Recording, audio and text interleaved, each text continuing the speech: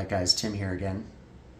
It is new Star Wars Media Day, or at least close enough, and that means the Outrage Factory is going to be in full swing. And I want to talk about a couple of things that have led to this outrage culture that we seem to live in now, and why it's not exactly what you may think it is. So there's an aspect of sunk cost to every fandom, and we're talking about Star Wars today, but this could apply to anything. Lord of the Rings, The Wheel of Time, various video game properties, you name it. There are fandoms across the board, and there are fandoms across all age groups, and it's something that I'm going to get to. Everyone's metrics for how justifiably angry they are going to be a little different, and I don't want to discount anyone's, but I also don't want anyone to discount mine. So I think I figured out where most of this is coming from. And this is not meant to trivialize the very real and very, in my opinion, not justified hate that's coming from certain segments of the audience towards certain characters and actors, actresses in particular. That's a different story, and one that maybe we'll do another video about down the line. But right now I just want to talk about fandoms. So I grew up in the 80s and the 90s. I'm over 45, we'll put it that way. But I am not 50. So I'm an OG trilogy guy. I was in college when the remasters of the original trilogy came out, and I was furious. How in the hell did anyone think that having Han shoot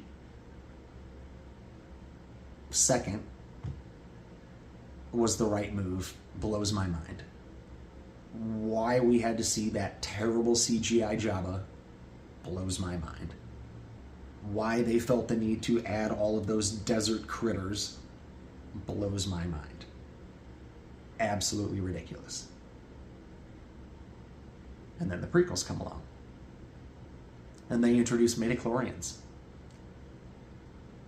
They BS science-ify our super cool, mystical, spiritual force. And then WTF Annie. And WTF Jar Jar. And what the hell with Pinball Yoda? I mean, it was kind of cool, but come on. This was supposed to be, what, 30 years before? He's a decrepit... Ridiculous.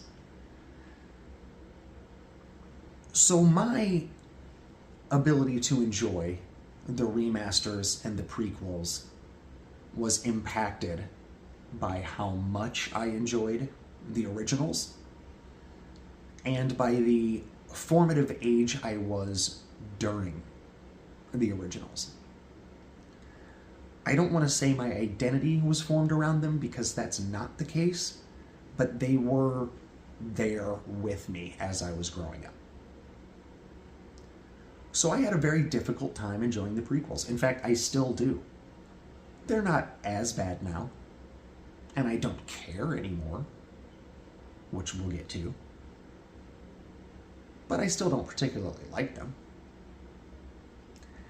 And now, for the past 10 years, the generation that grew up with the prequels, that have invested ownership in the prequels, that have sunk cost in the prequels, and who grew up with the internet, have entered adulthood. They are now in their 20s and early 30s, and they are the current outraged group for the most part. There are those that are younger and older that don't like it, but for the most part, I'm generalizing here. And they're seeing these sequel trilogies and seeing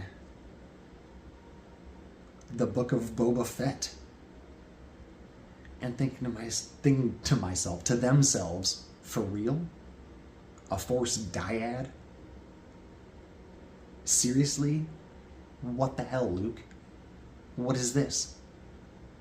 This is so absurdly out of character. What the hell, Mary Poppins Leia? What is this nonsense? I could go on. It's the same thing. It's cycled again. It's cycled again.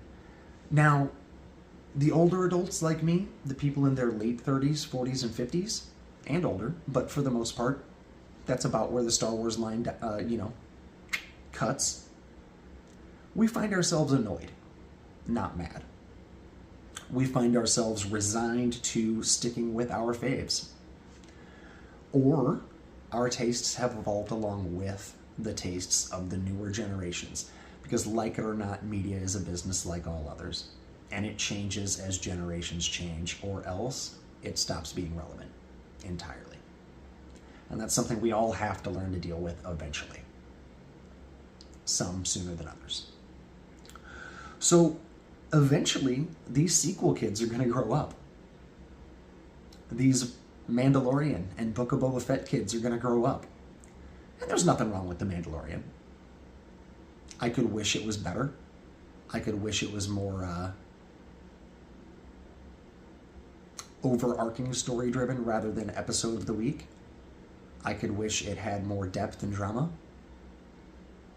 But it was good. But we are going to have that generation grow up, and they are going to be mad at whatever new Star Wars controversies there are. So when you find yourself getting mad about something that you grew up loving, that has just been bastardized in your eyes now, try to remember that this too will pass, and that there's always going to be the thing that you loved. No one's ever taken that away. All they're doing is adapting it for new generations as time goes on. It's not always going to be for you. Not all of the new Star Wars has been for me. I have a hard time getting into animation, so I've missed out on quite a bit of good Star Wars. It's okay. It's okay. And it'll be okay. No matter what happens in the Alkalite in the coming weeks, it'll be okay. My name's Tim. I'm glad you guys stopped by today. I hope to see you again soon. Take care.